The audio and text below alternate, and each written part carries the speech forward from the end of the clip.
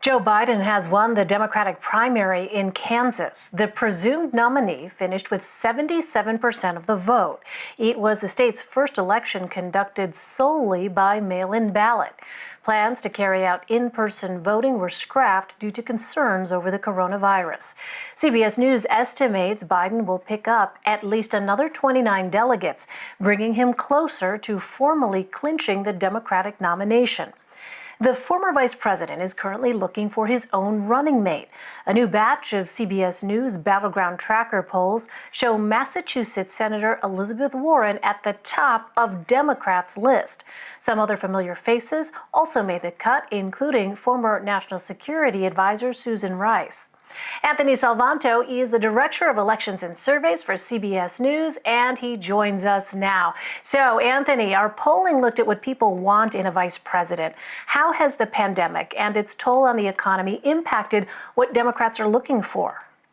Hi, Elaine. Good to talk to you. And one of the things that really stood out was that people said they were looking for economic expertise in a vice presidential nominee and also crisis management experience. Now, we had put those on the list along with things like legislative experience, executive experience, the kinds of things you typically see people talk about in looking for a VP. But one of the things that really stood out there is that looking for that economic experience, well, that's related to, of course, Americans being very concerned about their own job losses, about financial hardship, and of course, the downturn in the economy. And then crisis management experience, of course, as this comes amidst the coronavirus outbreak. So it's really interesting to see how all of that development is now shaping a little bit of what people are looking for, at least among Democrats, as they look for somebody that Joe Biden might select, Elaine.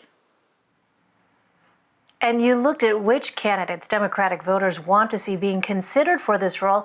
Anthony, it seems like a lot of the people who ran for president earlier this year came out on top. Yes. And look, one of the secrets, the secrets of polling is that sometimes when you put a list in front of people, the most known names are the ones that are going to elicit a lot of the opinions just because people are familiar with them.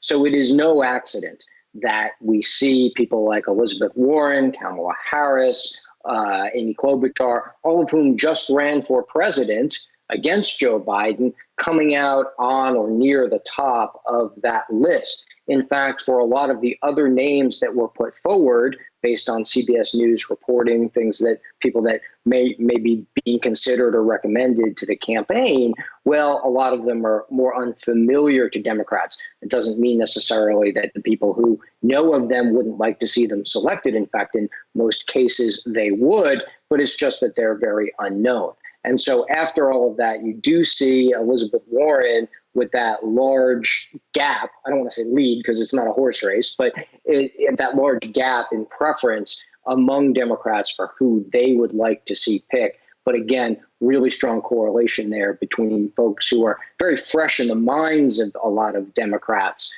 and others who may be mentioned, Elaine. Well, Anthony, during the primaries, we talked so much about how Democrats were trying to figure out how best to appeal to swing voters. I wonder, is it clear whether or not they're doing the same calculus here? Yes, in fact, they are.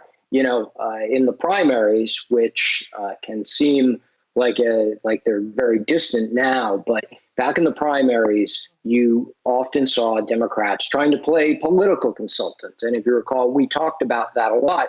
When they were thinking of a nominee, they were trying to figure out who might appeal to other people, other voters, particularly swing voters or moderates, as opposed to the predominantly liberal voters in the Democratic primary and rank and file Democrats. Well, we see a little bit of the same thing going on here. So voters are saying in one case, well, we think that it would help the ticket if